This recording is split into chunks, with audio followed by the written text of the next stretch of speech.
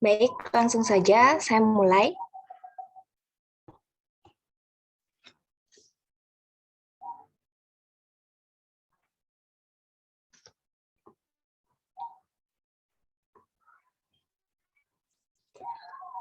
Baik, Assalamualaikum warahmatullahi wabarakatuh. Om Swastiastu, salam sejahtera bagi kita semua, salam nama budaya, salam harmoni. Baik, terima kasih atas waktunya. Pada kesempatan kali ini saya akan mempresentasikan mengenai praktikum perkembangbiakan makhluk hidup untuk memenuhi tugas dari mata kuliah pendidikan IPA SD. Namun sebelum itu, perkenalkan, nama saya Nikomang Ayu Astiti Utami dengan NIM 21129549, nomor urut 19. Nah, baik, selamat pagi anak-anak semua. Jadi pada kesempatan kali ini kita akan belajar mengenai perkembangbiakan. Nah, tentunya kalian masih asing, apa itu perkembangbiakan? Contohnya saja diri kalian sendiri atau mungkin kalian mempunyai adik bayi di rumah. Kira-kira adik bayi atau diri kalian sendiri itu berasal dari mana ya kira-kira? Apa dari batu? Tidak mungkin ya. Nah, diri kalian sendiri atau adik yang mungkin ada di rumah kalian itu berasal dari perkembangbiakan yang dilakukan oleh manusia. Mungkin kalian di rumah juga mempunyai anak kucing atau tumbuhan yang masih kecil. Nah, itu merupakan salah satu contoh dari perkembangbiakan. Untuk lebih jelasnya, kita akan membahas. Nah, semua makhluk hidup itu mengalami suatu perkembangbiakan. Berkembang biak merupakan terbentuknya individu baru yang bentuknya sama jenis dengan individu yang menghasilkannya. Contohnya anak kucing tentu mirip dengan induknya. Kemudian pohon pisang yang kecil tentunya mirip dengan pohon pisang yang besar. Dan diri kalian sendiri juga bentuknya mirip dengan orang tua kalian. Nah, perkembangbiakan ini dibagi menjadi dua, yaitu generatif dan juga vegetatif. Nah, perkembangbiakan secara generatif ini dilakukan dengan cara kawin atau seksual. Kemudian, jika perkembangbiakan secara vegetatif dilakukan dengan cara tidak kawin atau aseksual. Nah, berkembang biak merupakan salah satu ciri-ciri makhluk hidup. Makhluk hidup berkembang biak untuk dapat melestarikan spesiesnya. Perkembangbiakan makhluk hidup itu tentunya tiap jenis itu berbeda-beda. Di sini kita akan membahas mengenai perkembangbiakan manusia, hewan, dan juga tumbuhan. Nah, sebelum masuk ke praktikumnya, kalian harus memahami terlebih dahulu apa itu perkembangbiakan manusia, perkembangbiakan hewan, dan juga perkembangbiakan tumbuhan. Yang pertama, ada perkembangbiakan manusia. Nah, manusia ini melakukan perkembangbiakannya dengan cara generatif atau kawin. Perkembangbiakan secara kawin itu terjadi karena adanya proses penggabungan dari sel sperma dan juga sel telur.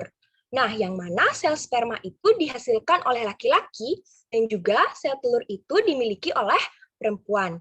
Nah, kalian bisa melihat pada gambar di samping ini salah satu contoh dari pertumbuhan manusia yang sudah dihasilkan dari hasil perkembangbiakan.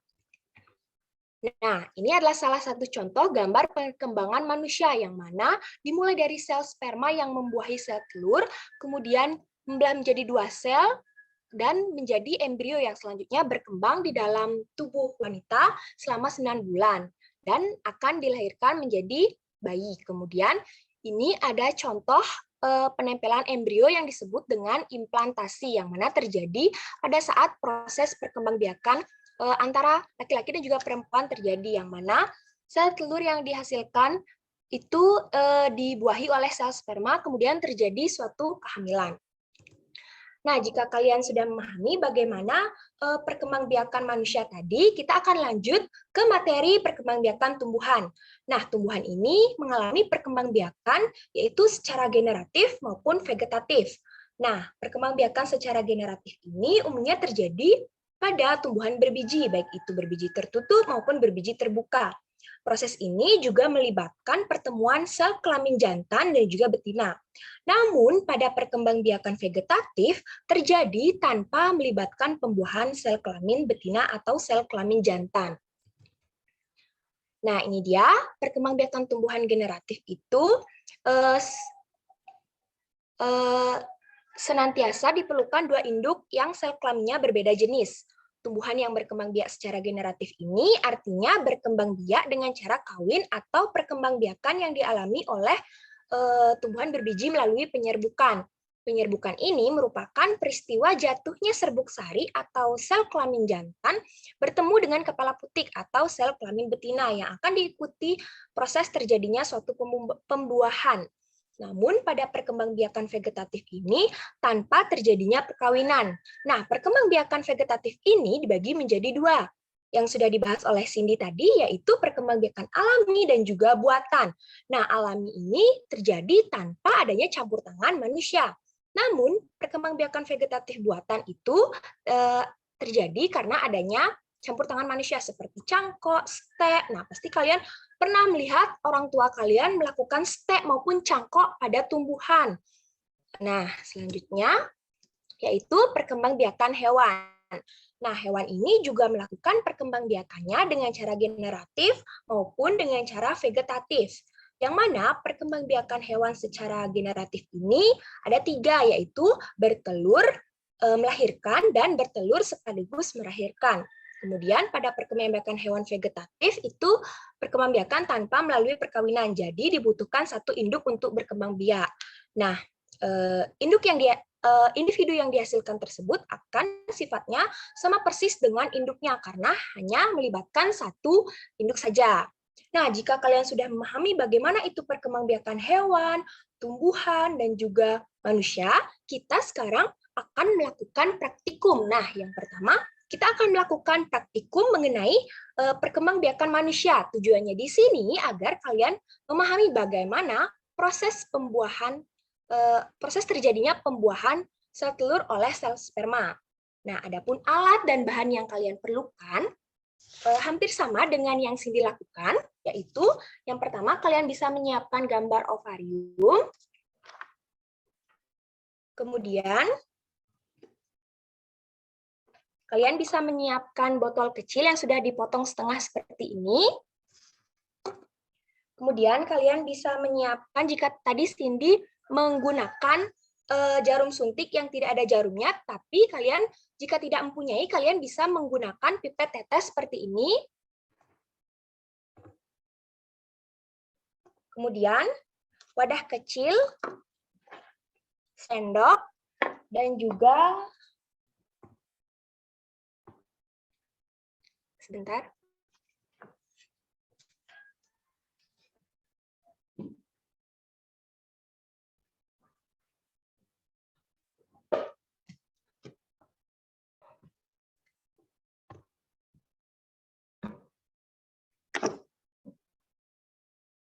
Mohon maaf, dan juga susu pembersih seperti ini ya.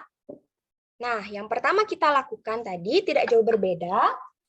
Kita akan menempelkan botol yang sudah dipotong seperti ini ke gambar ovarium. Kita akan tempelkan. Pastikan kalian menempelkannya dengan sejajar ya. Kalian bisa melakukannya juga bersama-sama.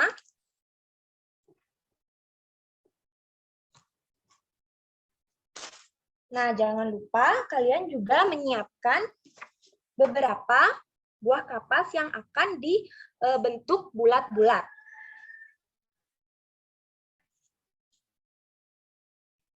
Nah, kemudian kita akan membuat air mani yang berasal dari yang dihasilkan oleh laki-laki dengan cara penyampuran susu pembersih dengan air. Airnya sedikit saja ya, agar teksturnya tidak terlalu cair. Kemudian kita aduk dengan sendok.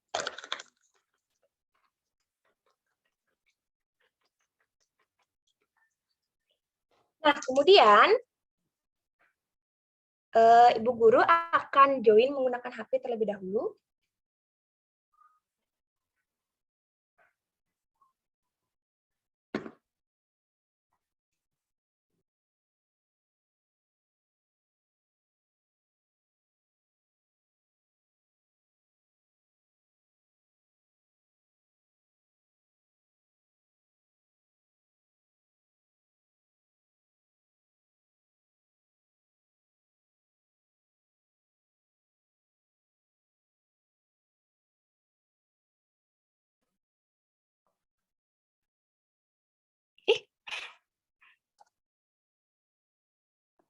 Nah, di sini bisa kalian lihat ada gambar ovarium yang akan kita gunakan.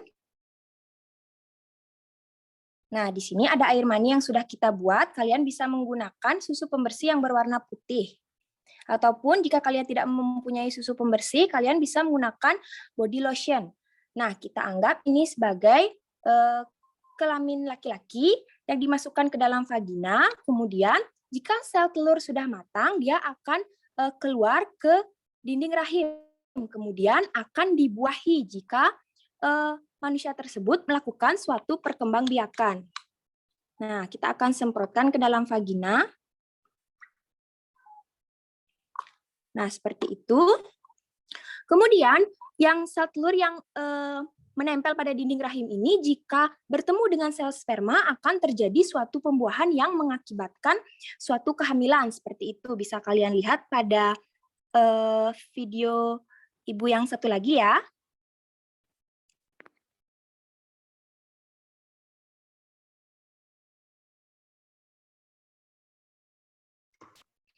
Nah, seperti itu contoh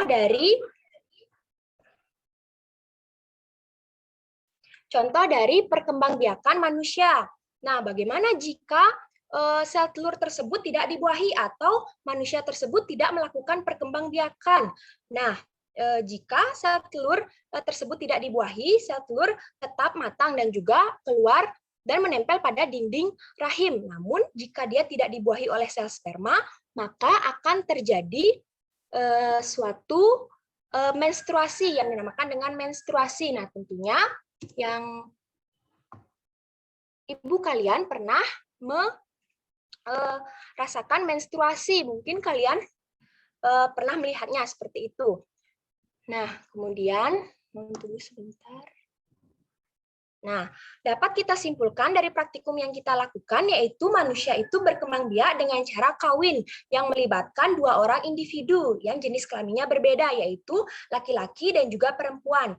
Yang mana pada simulasi terjadi suatu kehamilan untuk menunjukkan perkembangbiakan yang telah dilakukan. Yang mana terlihat bahwa jika sel telur milik perempuan dibuahi oleh sel sperma milik laki-laki, maka akan terjadi suatu pembuahan yang mengakibatkan kehamilan yang akan menghasilkan individu baru.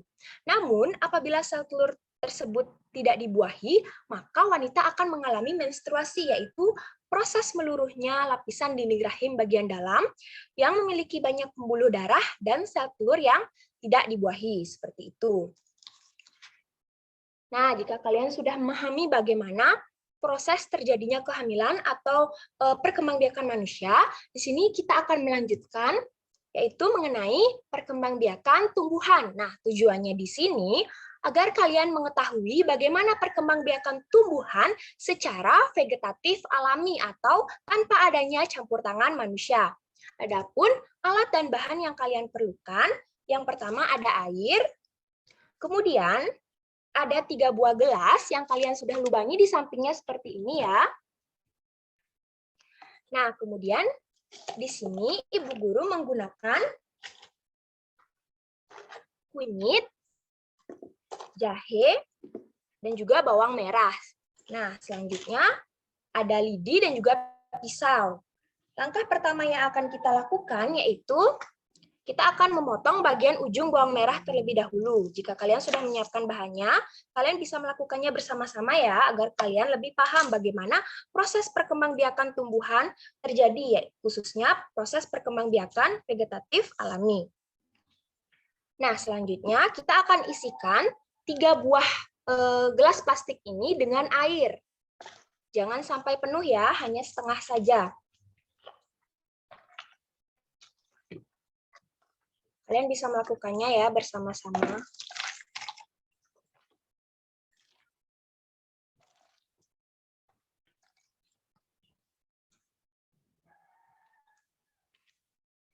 Nah, jika sudah seperti ini, bisa kalian lihat, kita akan menusukkan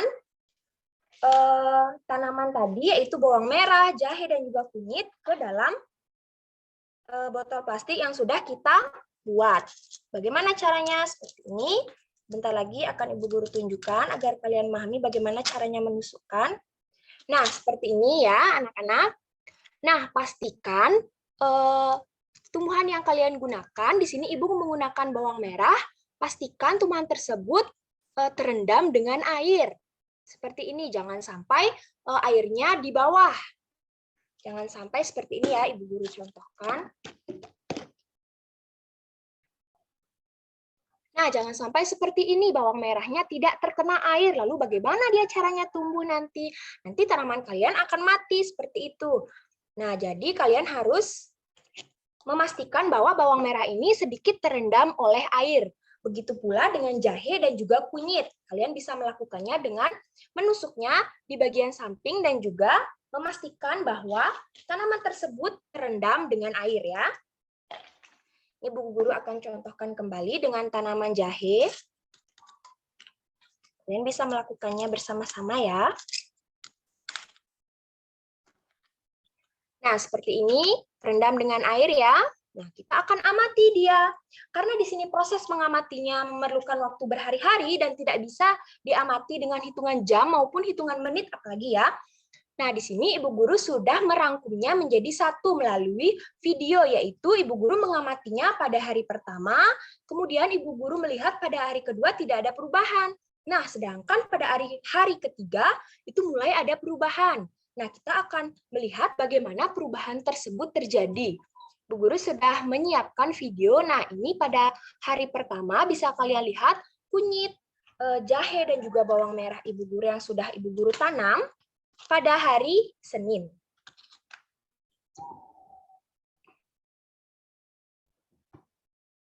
Bisa kalian amati videonya ya.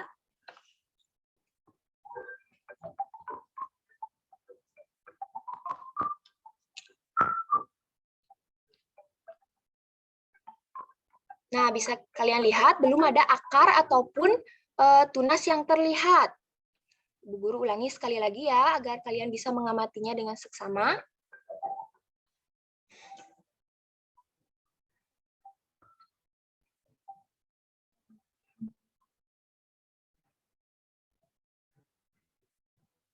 Nah, bisa kalian lihat belum terjadi perubahan karena memang baru ditanam ya anak-anak. Nah, jika kalian tadi sudah melakukan praktikumnya, kalian bisa menyisihkan tanaman yang telah kalian buat di samping. Kalian bisa mengamatinya seminggu ataupun 15 hari. Kalian bisa mengamatinya agar terjadi perubahan. Kalian mengetahui, oh memang benar bahwa tanaman yang kalian tanam itu merupakan cara perkembangbiakannya itu melalui vegetatif alami. Nah, ini tanaman Ibu Guru pada hari ketiga mulai tampak akar. Nah, bisa kalian amati pada video yang Ibu Guru putar. Nah, terlihat pada bawang merah mulai ada akar.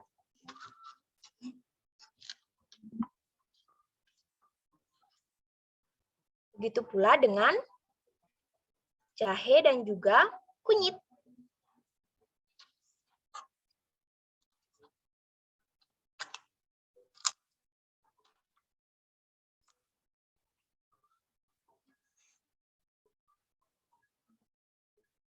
Nah, jika sudah kalian mengamati, itu perubahannya baru sedikit ya terlihat. Lalu bagaimana dengan hari selanjutnya?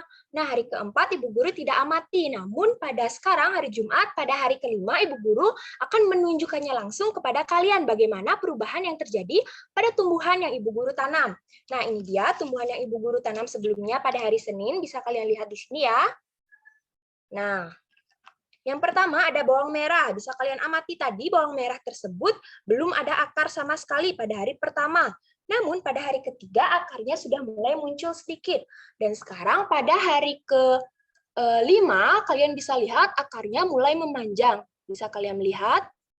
Nah, pada hari kelima akarnya mulai memanjang. Bagaimana pada hari selanjutnya? Bisa kalian amati dengan praktikum yang kalian lakukan. Nah, dia bisa mulai tumbuh daun, kemudian bisa kalian gunakan di dapur. Nah, bisa kalian beri ibu kalian untuk memasak jika kalian sudah pintar untuk melakukan perkembangbiakan antara bawang, jahe, dan juga kunyit. Nah, yang kedua ada jahe. Nah, pada hari pertama itu belum ada perubahan. Namun pada hari ketiga dia mulai tumbuh tunas sedikit. Nah, kita lihat pada hari kelima. Bisa kalian amati, yang ini tunasnya berwarna putih. Nah, yang ini sudah mulai tumbuh ternyata. Nah, yang terakhir pada kunyit, ini juga sudah mulai tumbuh akar. Sangat banyak ya, dan juga mulai tumbuh tunas yang sangat kecil. Nah, dari hal tersebut kita sudah dapat menyimpulkan bahwa memang benar tanaman bawang merah, kemudian kunyit, dan juga jahe tersebut melakukan perkembangbiakannya dengan cara vegetatif alami atau tanpa bantuan dari manusia. Karena kita meletakkan begitu saja, dia akan tumbuh dengan sendirinya. Nah, hal itu yang disebut dengan perkembangbiakan vegetatif alami. Dapat kita simpulkan pada praktikum yang telah kita lakukan bahwa tanaman bawang, jahe, dan juga kunyit termasuk ke dalam tumbuhan yang berkembang biak dengan cara vegetatif alami. Hal tersebut dapat diamati ketika tumbuhan diletakkan dalam cup yang berisi air dan didiamkan selama beberapa hari, terlihat bahwa tanaman tersebut dapat tumbuh akar dengan sendirinya. Hal tersebut dapat menjadi bukti bahwa tanaman dapat melakukan perkembangbiakan dengan cara vegetatif alami.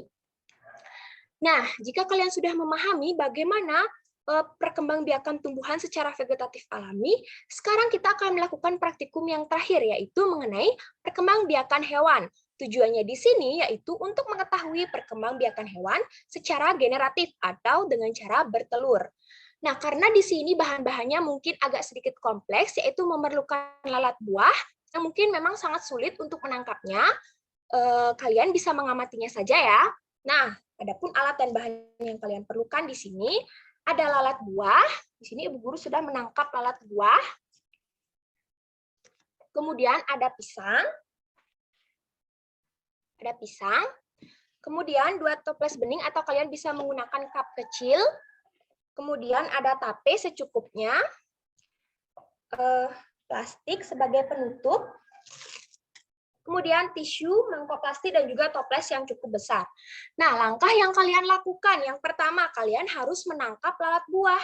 Bagaimana caranya menangkap lalat buah? Nah, kalian dapat menggunakan buah yang sudah sedikit busuk, khususnya buah pisang, karena lalat buah sangat menyukai buah pisang. Kalian bisa meletakkannya di samping tong sampah kalian, dan menggunakan perantara plastik atau toples yang sedikit besar. Nah, kemudian kita tunggu beberapa menit, lalat buah tersebut akan mulai masuk dan mengerumuni buah pisang tersebut. Nah, selanjutnya jika sudah tertangkap, kalian bisa membuat mediumnya, yaitu dengan buah pisang dan juga tape. Bagaimana cara membuatnya? Nah, hal ini tidak jauh berbeda dengan yang Cindy lakukan tadi ya.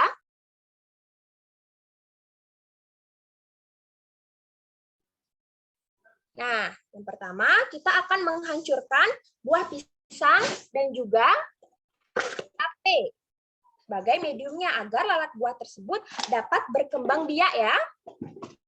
Pertama kita potong pisangnya. Kalian bisa menggunakan ulekan seperti yang Cindy lakukan tadi, ataupun kalian bisa menggunakan cup yang seperti yang Ibu Guru lakukan sekarang. Nah, kita campurkan sedikit tape ke dalam pisang, kemudian kita hancurkan ya seperti ini. Nah, setelah hancur, kalian bisa meletakkannya di dalam cup yang kalian siapkan atau wadah yang kalian siapkan. Kalian bisa menggunakan toples, kemudian jika tidak mempunyai, kalian bisa menggunakan cup bening seperti ini. Nah, kemudian jika sudah, kita akan letakkan di dalam cup bening. Seperti ini, kemudian kalian bisa menggunakan kertas saring, ataupun tisu, ataupun kapas. Kalian bebas menggunakannya. Letakkan seperti ini. Kemudian langsung kita masukkan lalat buah dan kita tutup dengan plastik seperti ini. Kemudian jangan lupa diisi karet gelang di atasnya. Kemudian kita akan tusuk-tusuk dengan lidi ataupun jarum agar lalat buah mempunyai sirkulasi udara untuk hidup. Kemudian kita amati. Di sini karena keterbatasan waktu, Ibu Guru hanya bisa mengamati sampai dengan 5 hari. Padahal berdasarkan jurnal yang Ibu Guru baca, seharusnya lalat buah tersebut dibiarkan berkembang biak selama 18 hingga 25 hari. Wah, sangat lama ya ternyata. Tetapi kita akan mengamatinya sampai dengan 5 hari saja. Sampai tahap mana lalat buah tersebut berkembang biak? Apa dia memang bisa bertelur seperti itu ya? Di sini Ibu Guru juga sudah merangkumnya menggunakan video, yaitu pada hari pertama. Nah, ini pada hari pertama bisa kalian lihat lalat buahnya masih sangat banyak karena memang baru ditangkap ya. Nah, di sini Ibu Guru menggunakan perantaranya yaitu kapas. Ada yang mati. Masih sangat banyak ya, bisa kalian lihat. Nah, lalu bagaimana dengan hari kedua? Ternyata hari kedua tidak ada perubahan. Namun di sini Ibu mengamati pada hari ketiga. Nah, mengapa wadahnya berbeda ya? Nah, di sini Ibu Guru melihat pada hari ketiga itu lalat buahnya sebagian besar mati. Mungkin ada suatu kesalahan yang Ibu Guru lakukan.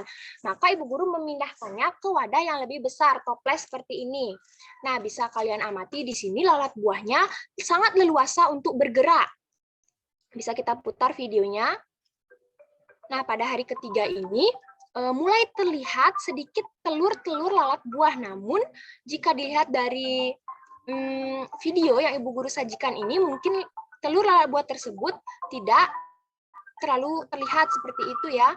Namun di sini lalat buah mulai bertelur karena memang mungkin populasi lalat buah lebih sedikit dan wadah yang digunakan lebih besar seperti itu.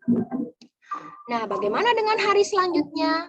Pada hari keempat, Ibu Guru tidak melakukan pengamatan. Namun pada hari kelima, yaitu sekarang pada hari Jumat, Ibu Guru melihat bahwa seluruh lalat sudah mati. Seperti itu ya.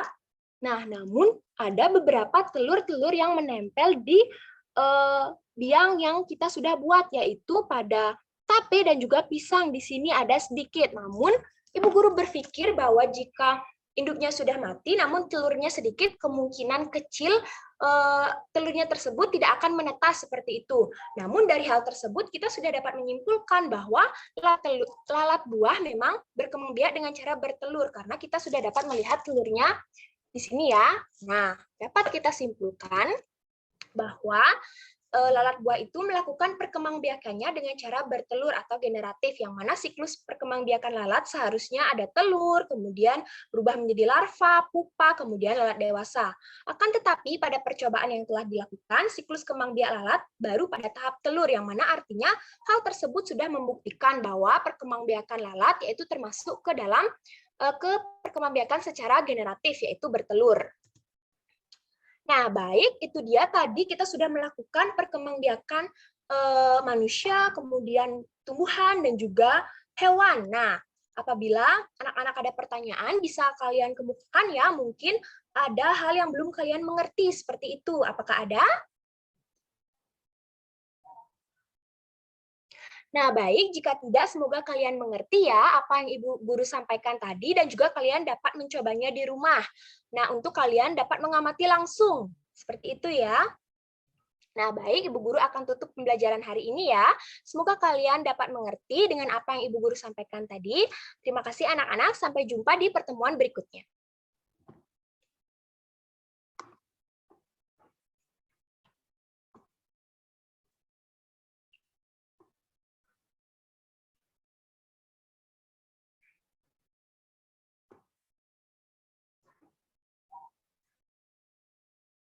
Baik, sekian presentasi yang dapat saya sampaikan mengenai perkembangbiakan makhluk hidup. Mungkin dari rekan-rekan ada yang ingin bertanya, saya persilahkan. Baik, dari rekan-rekan, apakah ada yang ingin bertanya? Saya ingin bertanya. Baik, Hendra, dipersilahkan. Baik, terima kasih atas kesempatannya. Sebelumnya perkenalkan, nama saya Kade Hendra Dwi Saputra dengan NIM 21129537. Nah, di sini saya ingin bertanya, apakah perbedaan perkembangbiakan secara generatif dan vegetatif khususnya pada tumbuhan? Baik, sekian pertanyaan dari saya. Terima kasih. Baik, terima kasih. Mungkin dari rekan-rekan yang lain, apakah ada yang ingin bertanya? Mohon izin bertanya. Baik, Juniantari, dipersilahkan. Baik, sebelumnya terima kasih atas kesempatannya. Sebelumnya perkenalkan, nama saya adalah Putri Juniantari dengan NIM 211295552 nomor urut 22. Nah, di sini tadi penyaji telah mensimulasikan cara perkembangbiakan pada lalat buah. Nah, pertanyaan saya, apakah ada faktor yang mempengaruhi perkembangan lalat buah? Jika ada, coba dijelaskan. Sekian pertanyaan dari saya. Apakah dapat dipahami? Dapat, terima kasih. Baik, mungkin satu penanya lagi. Apakah ada yang ingin bertanya? Mohon izin untuk bertanya. Baik, Cynthia Kumala, dipersilakan. Baik, terima kasih atas kesempatannya. Sebelumnya, perkenalkan nama saya Ibu Setia Ayu Putu Cynthia Kumala Dewi dengan NIM 2129536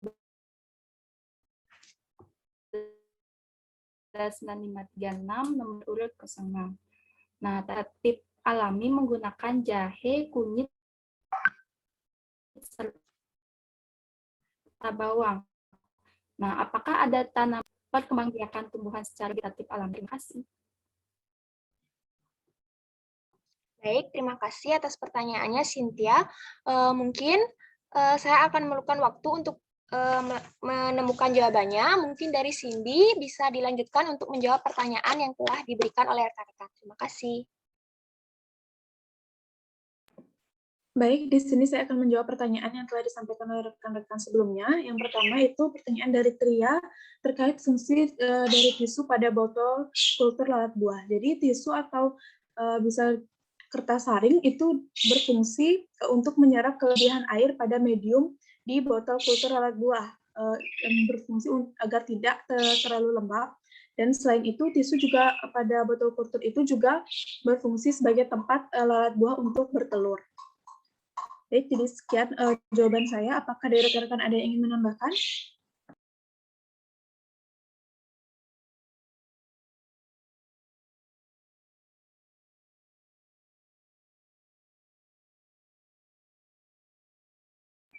Baik, jika tidak ada yang ingin menambahkan, untuk penanya, Tria, apakah bisa menerima jawaban dari saya?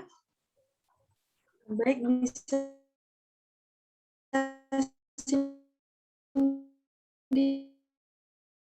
baik, untuk pertanyaan selanjutnya, yaitu pertanyaan yang kedua dari ya, terima kasih.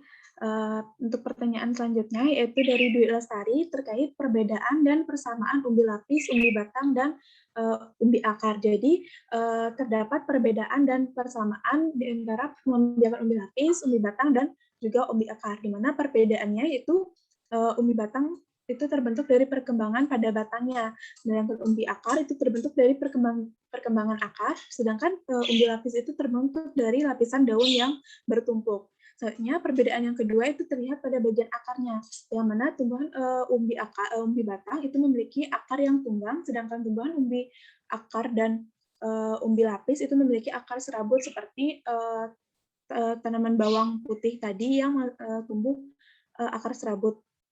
Selanjutnya, perbedaan yang ketiga dilihat dari tumbuhnya tunas. Nah, umbi batang itu tunasnya tumbuh di bagian umbi batang seperti kentang tadi. Kemudian umbi akar itu tunasnya tumbuh di bagian umbi akar, dan umbi lapis tunasnya tumbuh pada lapisan daun seperti bawang putih yang kita lakukan praktikum tadi. Sedangkan persamaan dari umbi batang, umbi akar, dan umbi lapis itu terletak pada keberadaan umbinya, yaitu ketiga umbinya tersebut berada di dalam tanah. Selain itu, persamaan lainnya di antara umbi batang, umbi akar, dan umbi lapis juga umbi tersebut merupakan tempat penyimpanan cadangan makanan yang berperan sebagai organ reproduksi vegetatif alami pada tumbuhan. Baik, sekian jawaban saya. Apakah ada rekan-rekan ada yang ingin menambahkan?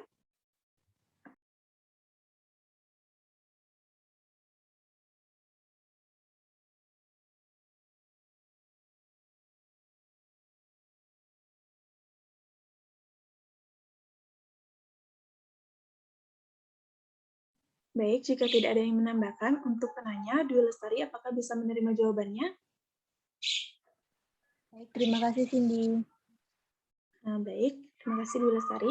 Untuk pertanyaan yang terakhir, yaitu dari Putri Duyanti mengenai apakah terdapat perantara lain yang dapat membantu proses penyerbukan selain lalat buah. Nah, jadi perkembangbiakan secara generatif ini melalui penyerbukan itu dapat ada perantara yang dapat membantu proses penyerbukan itu selain dari lebah tersebut. Yang pertama itu ada dengan bantuan angin. Penyerbukan dengan angin ini memiliki istilah anemogami atau anemofili, di mana proses penyerbukan terjadi saat angin meniup serbuk sari yang halus sehingga terlepas dari tangkainya sehingga bisa masuk ke dalam kepala putih. Nah, penyerbukan dengan angin ini bisa terjadi pada bunga dengan mahkota kecil dan warna tidak mencolok. Selain itu, bunga dari macam penyerbukan angin biasanya tidak mempunyai kelenjar madu atau nektar, serta serbuk sari yang ringan, kepala putih yang besar, memiliki tangkai sari yang panjang, dan jumlah serbuk sari yang banyak. Contohnya, tumbuhan yang melakukan penyerbukan ialah kelapa, rumput jagung, padi, kelapa sawit, dan sebagainya. Selanjutnya ada perantara hewan, yaitu selain dari lebah, hewan lain yang dapat sebagai perantara untuk membantu proses penyerbukan itu seperti kupu-kupu, burung, kelelawar, dan lainnya. Umumnya penyerbukan dengan hewan ini terjadi pada tumbuhan yang berbunga yang menarik. Ciri-cirinya itu memiliki mahkota berukuran besar, warna mahkota yang mencolok, berwarna-warni, dan selain itu bunganya juga memiliki aroma yang harum dan menggoda, sehingga serangga itu terpikat oleh aroma dari bunga tersebut. Contohnya itu ada tumbuhan bunga mawar, melati, kenanga, dan kembang sepatu.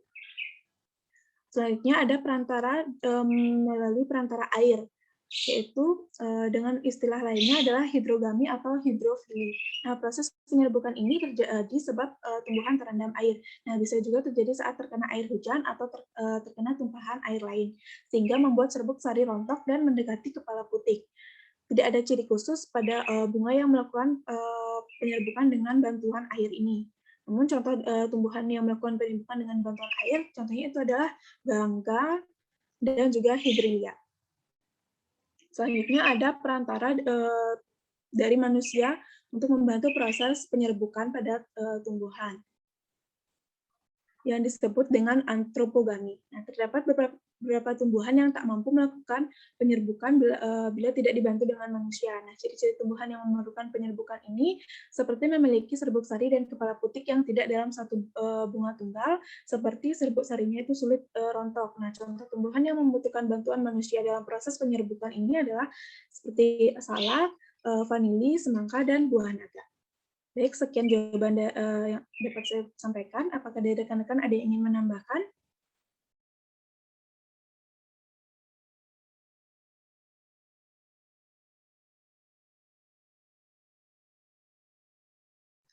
Baik, jika tidak ada yang menambahkan, untuk penanya Putri Duyanti, apakah bisa menerima jawaban yang telah saya sampaikan? Bisa, terima kasih. Baik, karena ketiga pertanyaan sudah dijawab, untuk selanjutnya saya serahkan waktu kepada Mang Ayu untuk menjawab pertanyaan. Baik, terima kasih Cindy atas waktunya.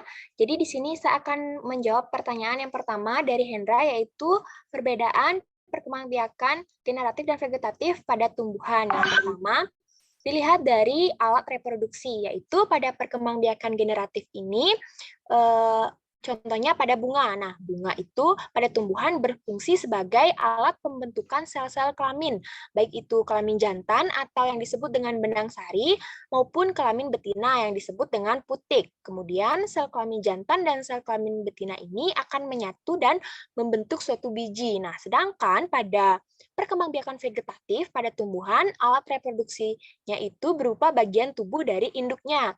Contohnya seperti bagian akar, batang, dan juga daunnya. Nah, seperti praktikum yang sudah saya lakukan, yaitu pada bawang.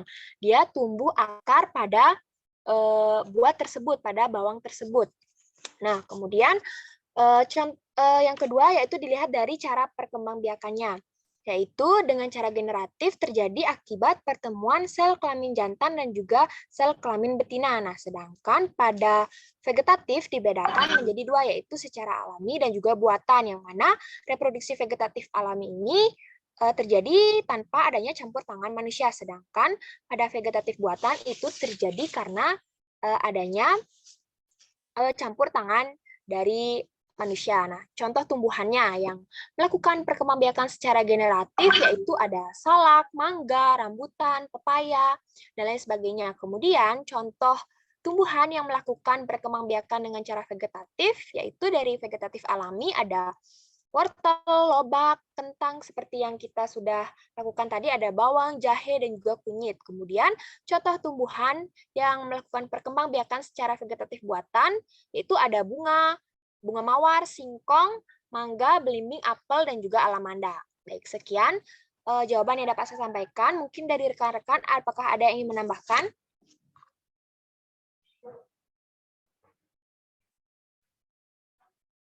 Mohon izin menambahkan.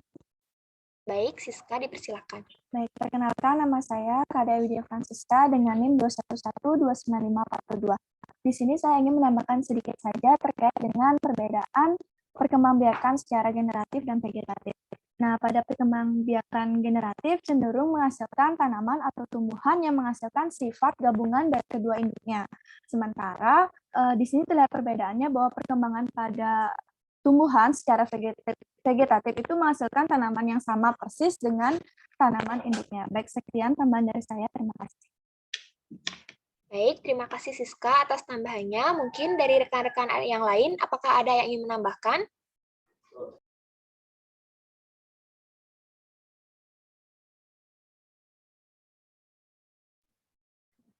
Baik, jika tidak, apakah dari Hendra bisa diterima?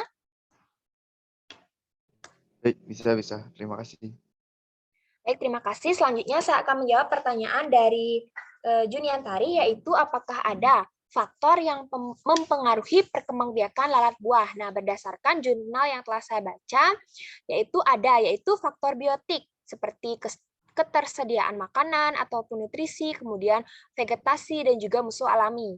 Dan juga dari faktor biotik, yaitu seperti suhu, kelembapan, cahaya matahari, dan juga angin. Nah, mungkin hal ini yang mempengaruhi perkembangbiakan lalat buah, sehingga seperti tadi praktikum yang sudah saya lakukan, mungkin ada salah satu faktor biotik maupun abiotik yang tidak terpenuhi, sehingga lalat buah yang saya lakukan praktikumnya tersebut itu mati. Maka dari itu dapat disebutkan bahwa adanya faktor yang mempengaruhi seperti faktor biotik dan juga faktor abiotik berdasarkan jurnal yang telah saya baca bersumber dari internet. Mungkin dari rekan-rekan yang lain, apakah ada yang ingin menambahkan?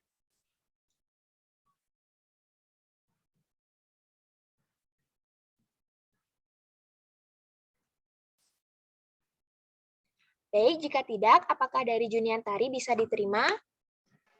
Baik, dapat diterima. Terima kasih.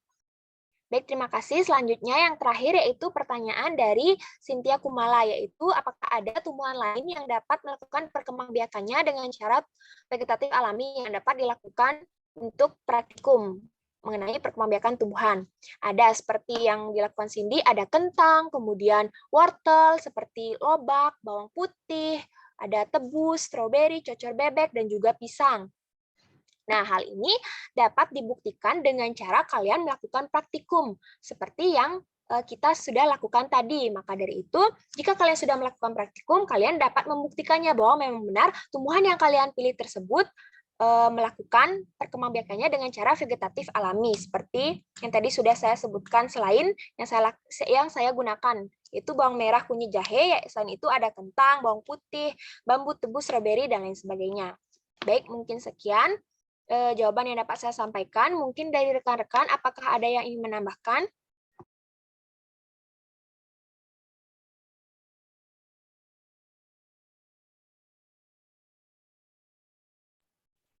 Baik, jika tidak, apakah dari Cynthia Kumala dapat diterima? Baik, dapat. Terima kasih.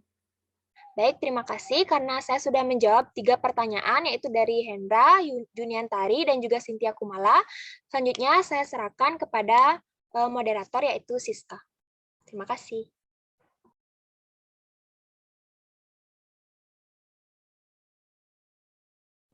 Baik rekan-rekan, karena perkuliahan sudah selesai, kita lanjutkan diskusi di LMS.